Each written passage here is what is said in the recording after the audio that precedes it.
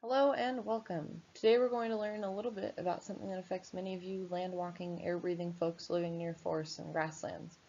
Many of you have probably heard of or experienced prescribed burning at some point in your lives, and many of you who live close to public lands are probably concerned about it.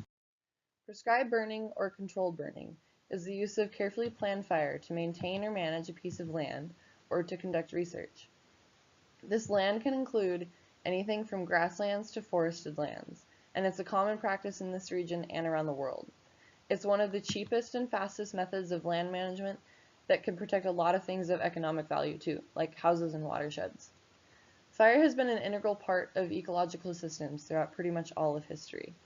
Many rangelands and forests depend upon frequent low-intensity fire to stay healthy and resilient. When fire suppression policies were enacted in the early 1900s, many ecosystems that relied on fire were left without that natural regulator and they suffered. Now prescribed burning brings back beneficial low-intensity fires into the areas where the ecosystem health depends on it. Overall, prescribed burning is done to meet management objectives that are specific to the piece of land at that time. Obviously, there's great variation in the types of land and the goals for managing those lands, but objectives can include everything from removing built-up duff and litter, killing noxious weeds, and promoting regeneration of native plants, encouraging growth of fire-dependent trees, helping endangered species recover, and lowering chances of high-severity fires in the future by removing built-up fuels.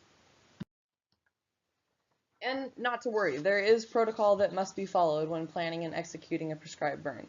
You can't just go out and say, hey, this land looks like it needs a good burning.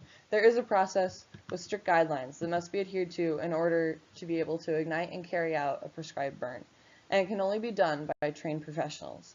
It is extremely important to consider the area and ensure that the burn will properly address the management objectives for that area. Weather must also be taken into account so that the fire can burn in optimal conditions without concern of running away. And always remember, safety third. It's probably most important to consider the safety of the public, including neighbors to the land and their property.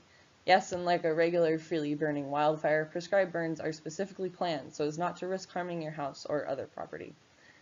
And lastly, local fire departments and the public must be notified when a prescribed burn is going to take place. So now you hear that some land near you is going to be intentionally set on fire for a prescribed burn, you don't have to worry.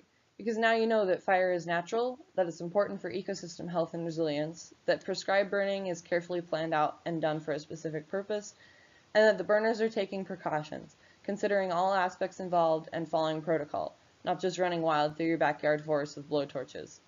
Now go on and spread some knowledge, and maybe just a little bit of pyromania.